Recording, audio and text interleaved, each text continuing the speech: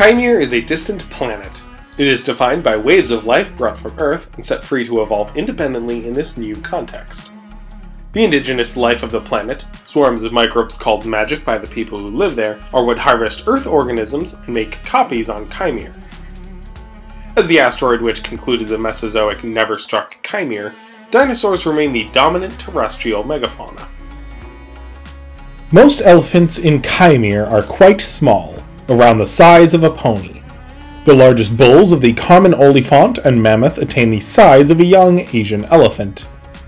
As if to make up for this generally diminutive stature, bulls of the Great Drenduga of southern Arvel are on average as tall as the largest African elephant, and the largest individuals ever recorded loom a staggering 15 feet or 4.5 meters at the shoulder, and is believed to weigh as much as 18 tons, making them among the largest terrestrial mammals in all of Khymere.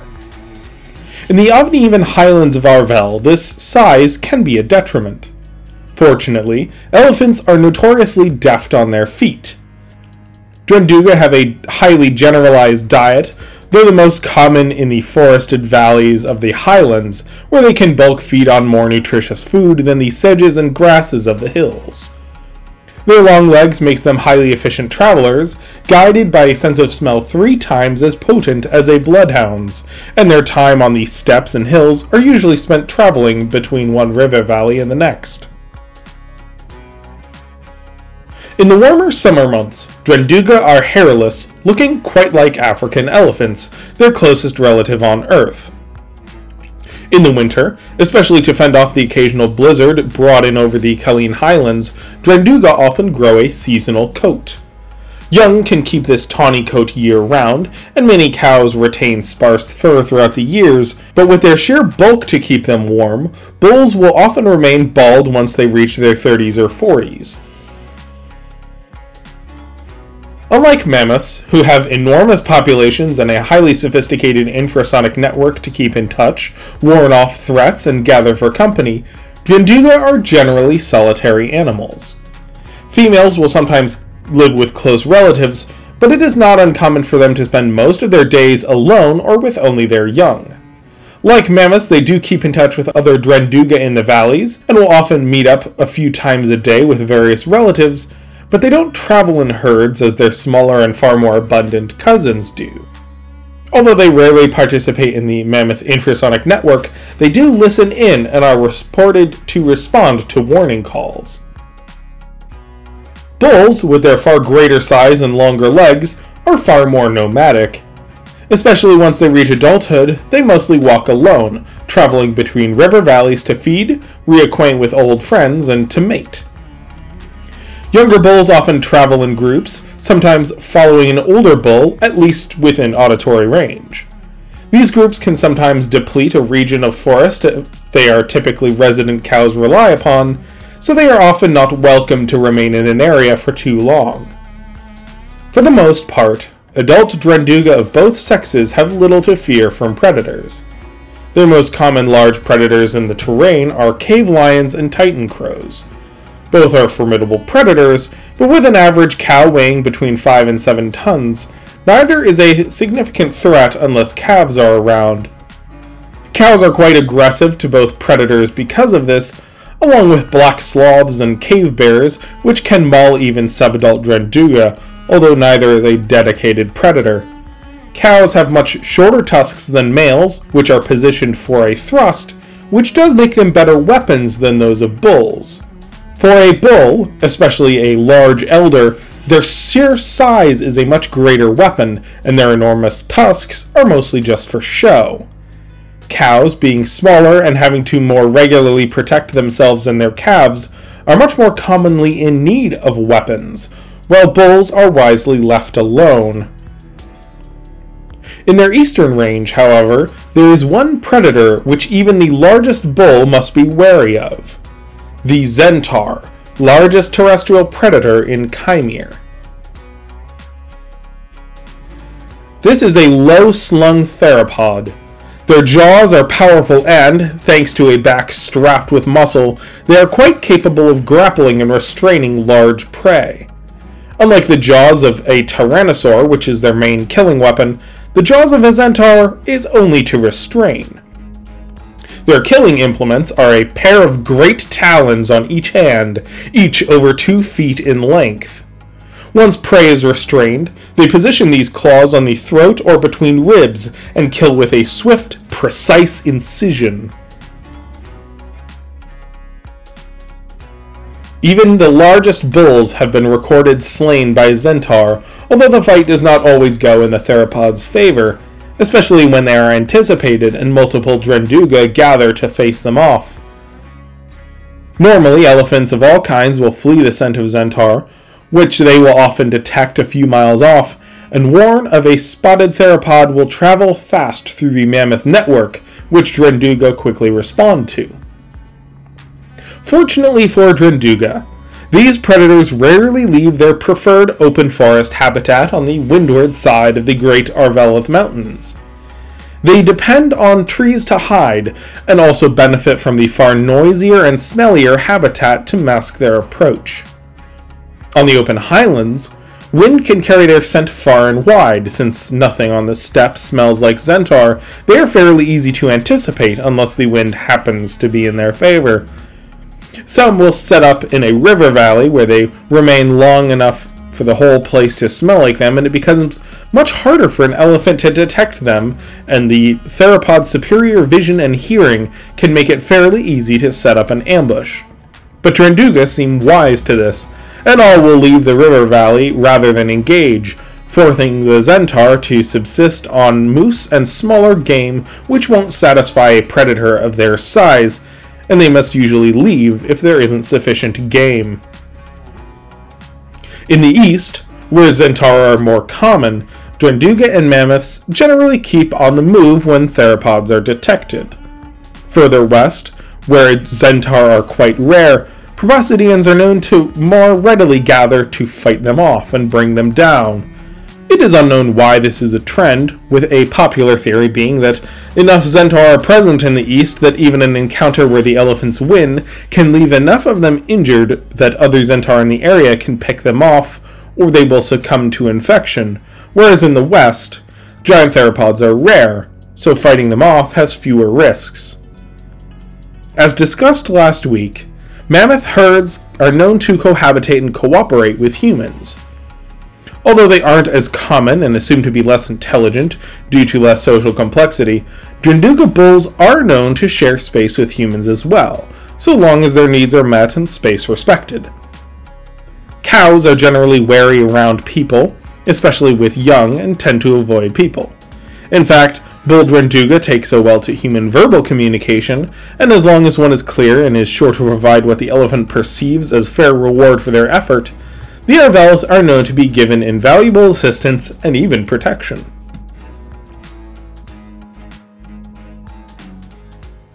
Although mammoths and Drenduga look quite similar at first glance, especially when the Drenduga grows their winter coat, they are only distantly related. Asian and African elephants of Earth also look quite similar, although their common ancestor is very far back, around 6 million years ago. Interestingly, mammoths and Asian elephants are quite closely related, as are Drenduga and African forest elephants. Because of this, Drenduga and mammoths cannot have fertile offspring. On Earth, only one instance of a hybrid was born in captivity between African and Asian elephants, and unfortunately this child was born early and died of an infection only 10 days after birth. Although sterile, Drenduga mammoth hybrids have been recorded in a few instances in the wild, most famously a bull of unprecedented sizes named Dukilgun, who stood 5 meters or just over 16 feet at the shoulder and weighed in at 24 tons. Back in the 1500s, Qajar was a decentralized collection of several dozen counties. A noble named Munandus of House Batugal, a minor vassal of one of the larger counties, was banished from the peninsula after openly challenging his lord in a court ruling. For a time he wandered the seas, serving in a Free States mercenary company and a pirate ship, until eventually he found himself on the floor of an alehouse in an Arvelith port town. He worked a few odd jobs and was eventually taken in as a husband by an Arveleth farmer. Although content with the simple life, some part of Menandus always yearned to return home, a truth his young son Munarak noted. Menandus trained his son in the ways of court, honor, and combat. As his young son gave him hope, so too Munarak was inspired to think with a tactical mind. Any spare moment Munarak had was spent with elephants. It is said that he grew to understand their language. While this may be an exaggeration, he certainly is recorded to have worked with them regularly and without breaking or beating them, as is so often required to tame elephants on Earth. Shortly after Munarak came of age, his father's life was claimed by cancer. The healing magic which grants Chimerans their long lives often stifles such ailments, but in the rare instance that it regards tumors as part of the host, Menandus was dead in a matter of weeks. His dying wish was that Munarak reclaim his birthright. Munarak knew he could not accomplish this on his own. He is said to have spoken with the mammoths and Drenduga bulls and enlisted their aid as volunteers. An old mammoth-Drenduga hybrid, which Munarak called Dukilgun, was among those who agreed to aid in his quest. Many of the men in the surrounding villages, no doubt inspired by these great elephant warriors, also joined the cause. 70 elephants and 500 men were indeed an impressive start, but crossing the Celestial Wall was impossible, and they wouldn't get far without ships. Thankfully, contacts with his father's career as a mercenary and pirate were sufficient to gain their attention, and after a few victories on only minor casualties and outposts of Qajar, a number of ships and companies invested in his campaign. This proved very good business, but historians think the leaders were more than anything amused by the prospect and wanted to see where it went. Unfortunately, word of an amassing army of Arveleth barbarians reached the lords of Qajar, and many sent armies to their port cities in anticipation of this attack. Knowing this easy route would be expected, Munarak had most ships voyage south to draw attention, while those with the elephants and his fellow Arveleth went north.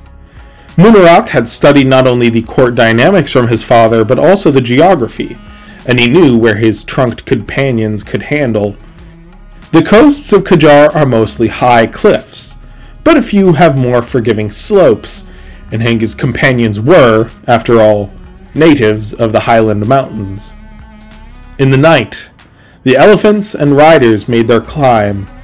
Employing their great size, especially that of Dukilgun, Munarak and his company leveled the gates and took their first fort within Qajar.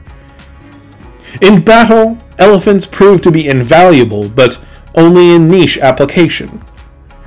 Munarak invested heavily in armor to protect them in skirmishes. The intimidation factor was especially efficient, and a lot of factions surrendered on sight. In a few battles, they were successfully repelled, however, often with using fire.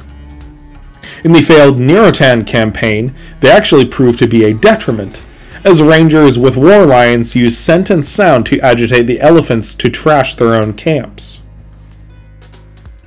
The consolidation of the Qajareth Republic took 6 bloody years. It was a saga of tragedy, betrayal, glory, and desolation. By its end, the lords of the peninsula had either been brought to their knees or agreed to join in the united republic proposed by Munarak. Many of the surviving elephants helped him rebuild. Munarak taught the Qajareth people to respect and regard their neighbors with kindness. Dukilgun lived out the rest of his days lavished in sponge baths, marching in parades, and feasting on all the vegetation he could desire. Other mammoths and Benduga have since been introduced to Qajar in the 5 centuries since its consolidation. Their numbers are now in the thousands, though most live in the wild forests and grasslands. Unlike his companion Dukilgun, Munarak had the gift of long life, and to this day is the commanding general of the military council, considered to have as sharp a mind as ever, having seen his republic through many civil wars, campaigns overseas, and numerous defenses of their shores. For the past 2 centuries, Qajar has largely known peace. However, rumor has it that a young hybrid has been spotted in a mammoth herd to the north, and some wonder if this might be a sign of conflicts to come. Cheers to Ian for sponsoring this series. I was particularly excited for this one, since the Drenduga play not only an important role in the ecology of the Arveleth Highlands, but also in the history of one of the major factions within the known world.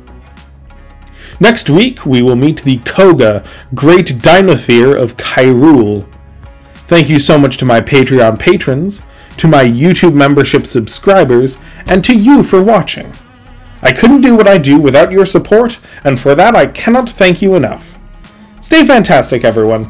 Cheers, folks.